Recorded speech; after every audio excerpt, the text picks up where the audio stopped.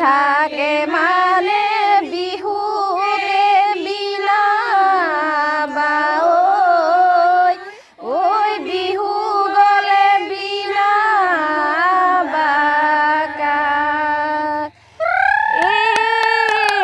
চালি মাৰি নাচনি শুন গৰকা দপদপনি গৰকা দপদপনি শুন মাকুনো খিটখিটনি মাকুনো খিটখিটনি শুন বিহুৰে ঐ জাননী বিহুৰে ঐ জাননী শুন নিশা নাহে টোপনি নিশা নাহে টোপনি শুন ৰাতি নুহামাজিকত দেখো চেনাই বহিতাতৰ পাতত চেনাই চকুৱালি বাটত চেনাই মাকু হৰি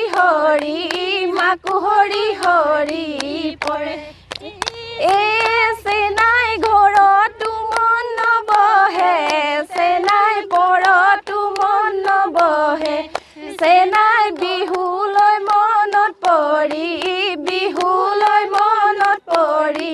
থাকে। এই 2 বহাগৰ দিনাৰ ভিতৰ পৰাই গাঁৱৰ সকলো ৰাইজে মহিলা আৰু পুৰুষ যুৱক যুৱতীসকল সকলো ৰাইজে মিলি ভিতৰ পৰাই গাঁৱত মুকলি বিহু পতা হৈছে।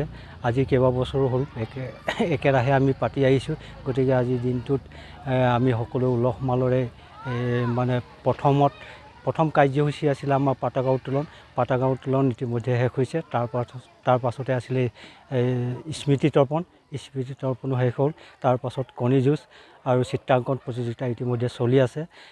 গতিকে আমি আগৰ পৰা যেনেকৈ চলাই আছোঁ আমাৰ অসমীয়া কলা কৃষ্টিৰ ৰঙালী বিহুটো এইবাৰো আমি উলহ মালৰে পাতিবলৈ সক্ষম হৈছোঁ বুলি আমি ভাবিছোঁ।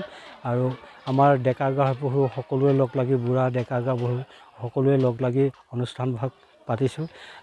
গতিকে ইয়াত আমাৰ কোনো দ্বিমত নাই আৰু আগলৈকেও পাতি যাব বুলি আমি আশা। সন্ধিয়ালৈ আমাৰ আয়োজন আছে। আমাৰ কাকপথাৰৰ পৰা 3জন গায়ক আহিব। আমাৰ লোকেল এজনো গায়ক আছে। মুঠতে 4জন গায়কে সন্ধিয়া আমাৰ ইয়াত সন্ধিয়া সাংস্কৃতিক সন্ধিয়া হ'ব। আৰু ইয়াত উদ্বোধন কৰিব আমাৰ দিছেন টিপমীয়াই।